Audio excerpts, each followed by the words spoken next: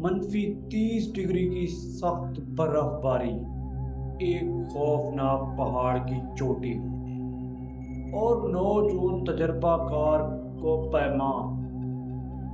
رات کے اندھیرے میں اچانک خیمے کو اندر سے چاقو سے پھاڑ کر لوگ بغیر جوتوں اور بغیر کپڑوں کے شدید برف باری میں بھاگنے لگے۔ کچھ کی ہڈیاں ٹوٹی ہوئی تھی، کچھ لوگوں کی زبان آنکھیں غائب تھی،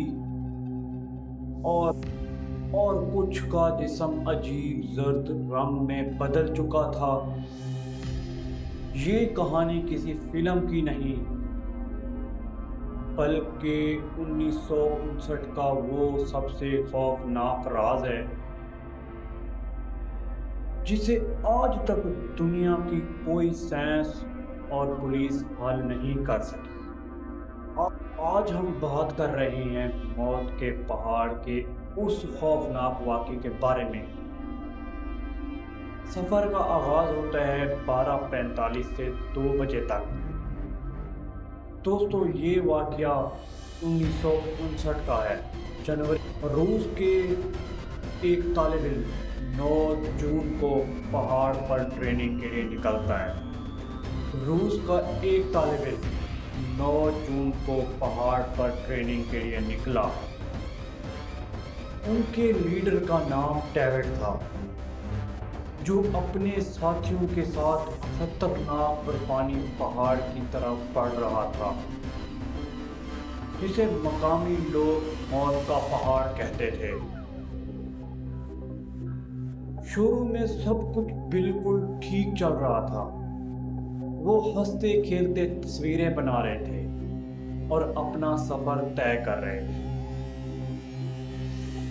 2 بجے سے 3:30 بجے تک خوفناک رات، فروری کی پہلی رات۔ شدید طوفان کی وجہ سے انہوں نے پہاڑ کی ڈھلن پر اپنا خیمہ لگایا۔ رات کے وقت ایسا کیا ہوا کہ سب کے سب لوگ شدید خوف زدہ ہو گئے۔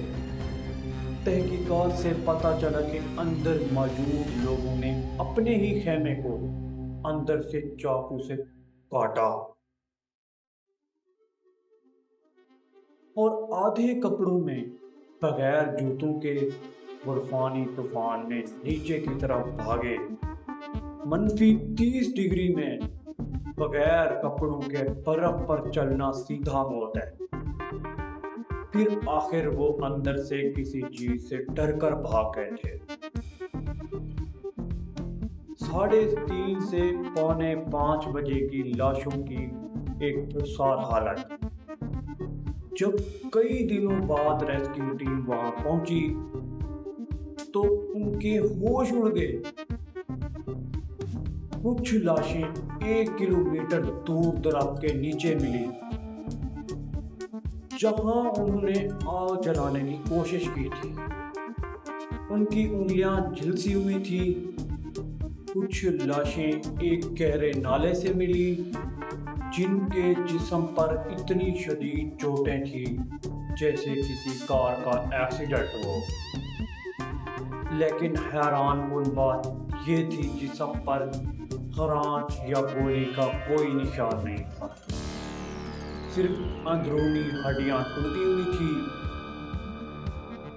سب سے خوفناک بات یہ تھی کہ 2 لوگوں کی آنکھیں اور زبان غائب تھی،